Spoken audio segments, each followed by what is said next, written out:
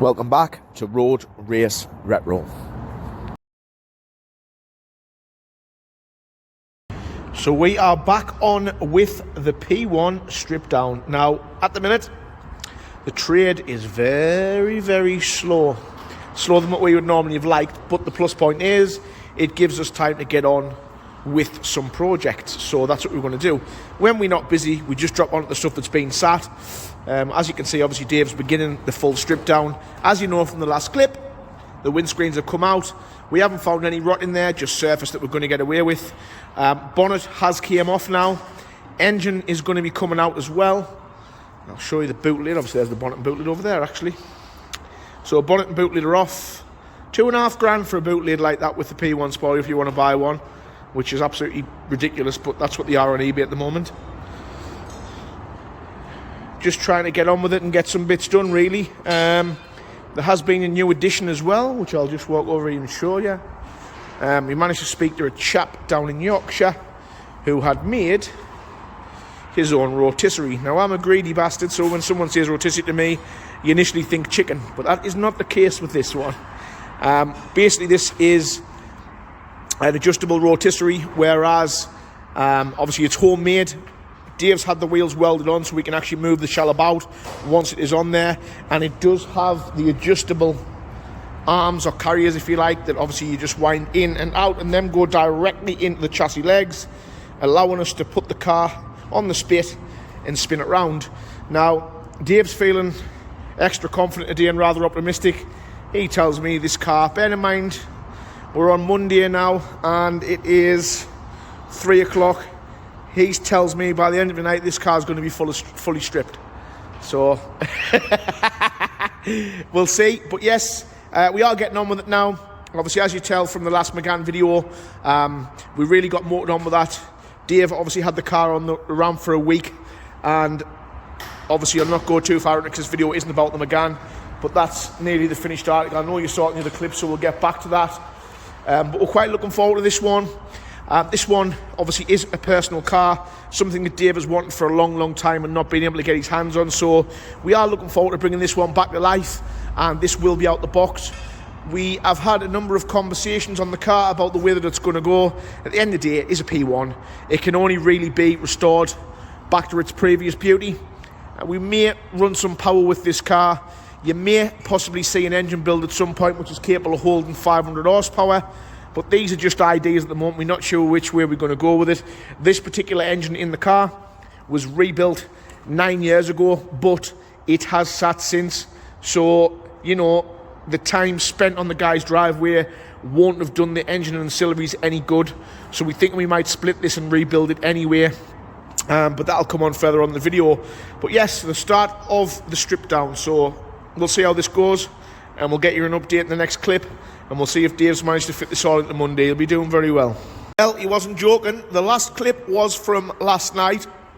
Dave stayed back till about 9:30, and as you can see, the engine and front drivetrain is out.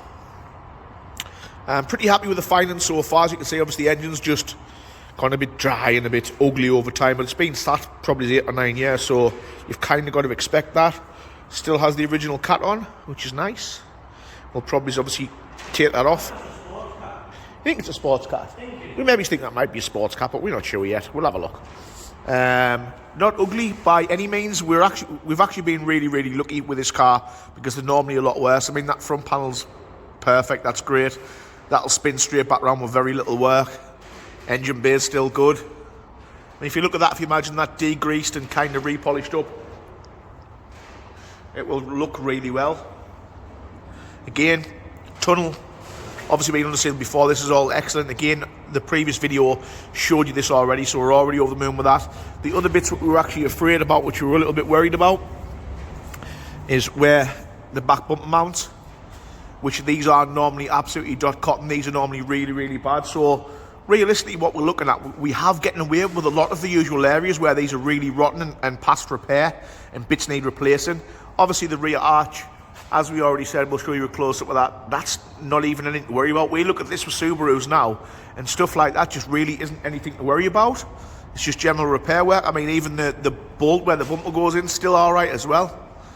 So we're going to crack on, and Dave's going to drop this rear subframe out now, which we're nearly through. And the good job is, through this, we've wound them in and wound all the bolts out, in, out, again and again and again, so we don't snap anything. And as of yet, I don't want to speak too soon, but we haven't snapped a single bolt when removing everything. So far so good. But as you can see, it isn't as ugly as we once thought it would be.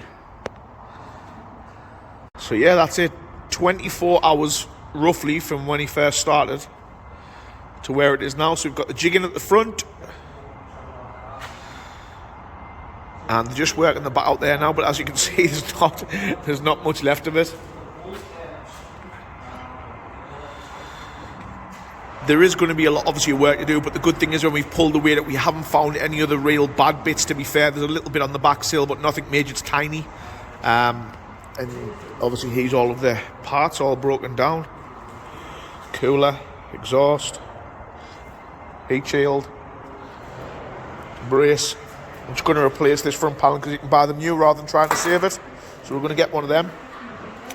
But yeah, that'll end the second part of the Subaru video. But as you can see, he has motored on. So this will be the last clip of part 2 with the start of the P1 restoration. Again, thanks for staying tuned. Please like and subscribe. Just thought I'd show you the car mounted up on the rotisserie. Just getting everything secured in place so we can spin this round and start getting the underside sorted. It'll just be easy for the guys that are coming in to do the bits of welding that we need as well, just to be able to move the car around, to be able to operate on it. But yeah, end of part 2. As you can see, this one is going to be an in-depth project, but nevertheless it's something that we're definitely looking forward to. As you can see, obviously the skirts and everything's off the car there now as well. But yeah, not too bad. End of part 2.